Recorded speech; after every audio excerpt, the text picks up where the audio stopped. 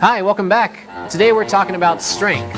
Ceramics are crazy strong, and I think the only way to show that is to just crush some stuff. At Course Tech, we push our ceramics to their limits, all in the name of making better materials and designs for our customers. I'm Dr. David Hook. And I'm Dr. Amy Morrissey. In this series, we're taking you into the lab to show you how ceramics can withstand even the most extreme conditions.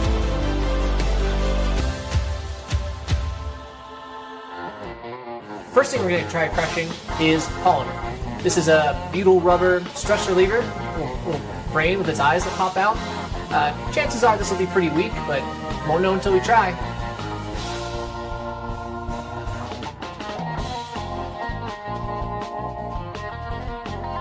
Here we go.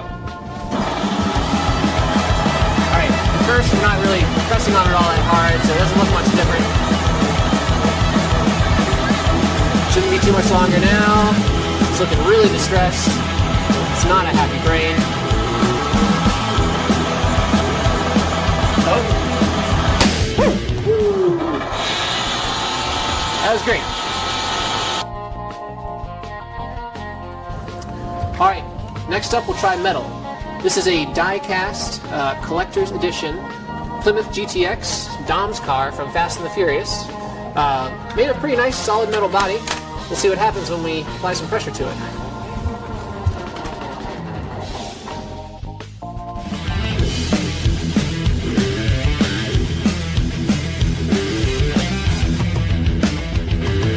This poor, classic Plymouth GTX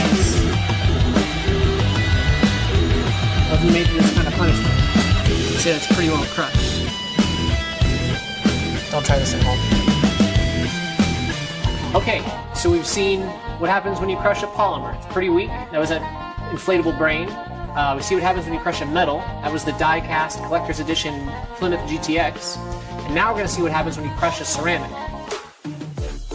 But before we do, I bet you didn't know that ceramics are used in stuff you interact with every day. The strongest ball bearings in the world are made from ceramic. They easily stand up to abuse in bikes and skateboards, so you can ride smoothly for a real long time. Alright, let's see how strong ceramics really are. Here we go.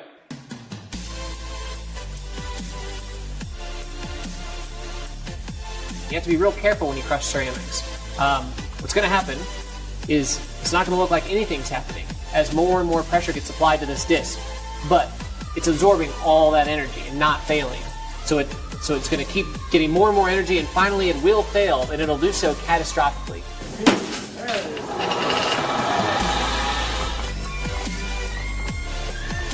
Okay, so let's go over what we learned. This polymer rubber brain thing, that yields pretty easy, right? I can yield it with my fingers, and it only took about 400 pounds to squash it flat and cause a pretty loud pop. We also crushed this die-cast metal car. This thing started to yield at around 200 pounds. That's when the frame started to bend and the thing started to fail. We let it go a little further than that to get the really whole squash aspect, but 200 pounds or so is when we saw it start to fail. The ceramic disc didn't budge, didn't move at all until it saw about 3,200 pounds, right concentrated at these 2 points. And then right above that, rather than yield, rather than bend at all, it just completely catastrophically shattered and failed. So in ceramics, the yield point's also the break point, and we saw a pretty good example of that today.